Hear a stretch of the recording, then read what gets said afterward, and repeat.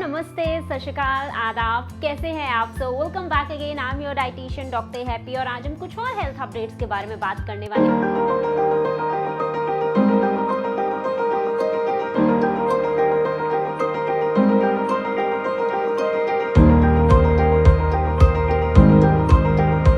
अभी तक पेटा और अमूल की कंट्रोवर्सी खत्म ही नहीं हुई थी कि पेटा ने वेगनिज्म को प्रमोट करने के लिए और भी बहुत सारी चीज़ें कर दी हैं। वेगन मिल्क के साथ अब आपको वेगन चॉकलेट, वेगन मीट और इसके साथ ही वेगन बेकन भी आपको बहुत ही जल्दी मार्केट में दिखने वाला है।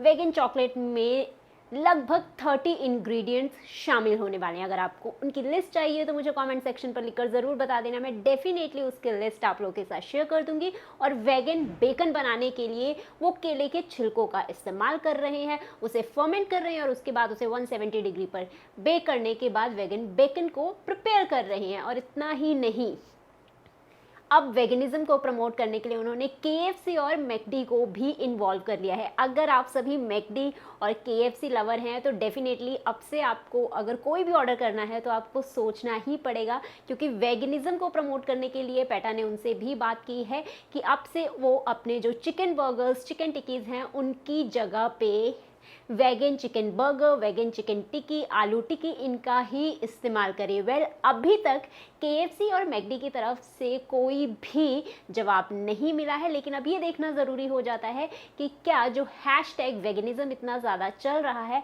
उसे प्रमोट करने के लिए KFC और मैकडी पेटा के साथ होते हैं या फिर वो भी अपने ही असूलों पर डटे रहते हैं। और दिल्ली हाई कोर्ट ने तो इतना कह दिया है कि प्लांट बेस्ड प्रोडक्ट्स और बेवरेजेस को प्रमोट करने के लिए मिस ब्रांडिंग और मिस लेबलिंग का इस्तेमाल किया जा रहा है। उनका कहना है कि जो भी प्लांट बेस्ड बेवरेजेस हैं, चाहे वो आलमंड, सोया, ओट, व्हीट जम, किसी के भी उनके साथ मिल्क शब्द का इस्तेमाल ना किया जाए। ये लोगों के साथ गलत हो रहा है। और उन्होंने कहा है जो भी डेयरी आइटम्स हैं यानी कि curd, paneer, yogurt, dairy items का भी प्लांट बेस्ड बेवरेजेस और फूड प्रोडक्ट्स में इस्तेमाल ना किया जाए। कोविड के सेकेंड वेव में भी हर साल की तरह पिछले साल भी 6 मिलियन से ज़्यादा इंडियन लोग नॉन कम्युनिकेबल डिजीज़ के कारण एक्सपायर हुए हैं, यानी कि कैंसर, अनकंट्रोल्ड हाइपरटेंशन, डायबिटीज़ और कार्डियोवैस्कुलर डिजीजेस।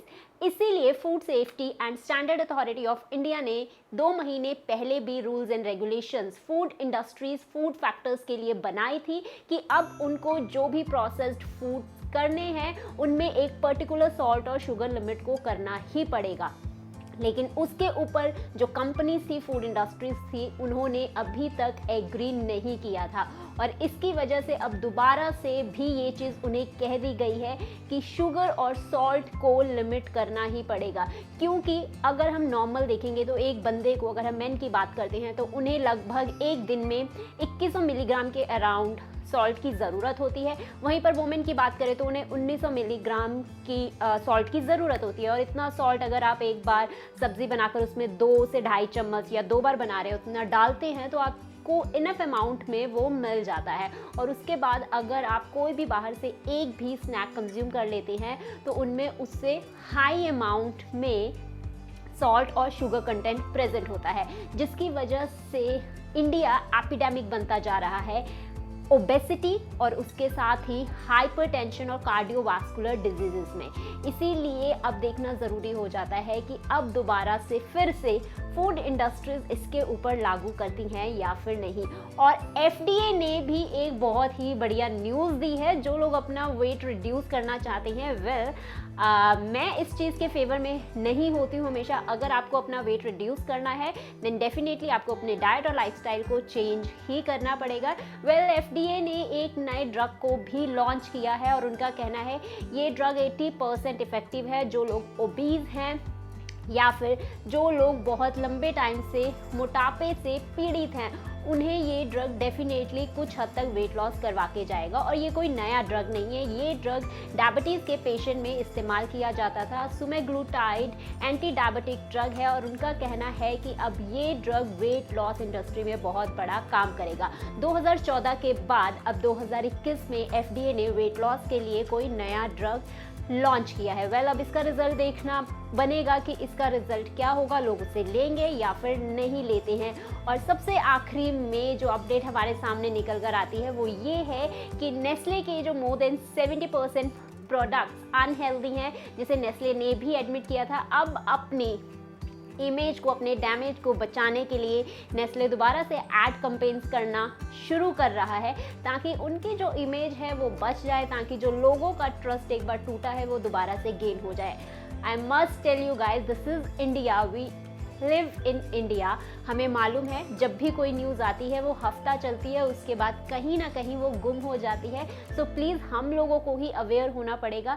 जितने भी ज़्यादा ये प्रोसेस्ड फूड आइटम्स हमारे सराउंडिंग में है, जब तक हम उन्हें लेना बंद नहीं करेंगे ये बिकने बंद नहीं होंगे। जिस दिन हमने इन्हें लेना बंद कर दिया, फूड इंडस्ट्रीज खुद ब खुद इसे प्रोड्यूस करना बंद कर देंगे। सो फॉर गॉड सेक, अपने बच्चों के फ्यूचर के लिए, अपने फ्यूचर के लिए इन सब चीज़ों की कंजप्शन बहुत कम कर दीजिए। इन सब चीज़ों को मत लीजिए।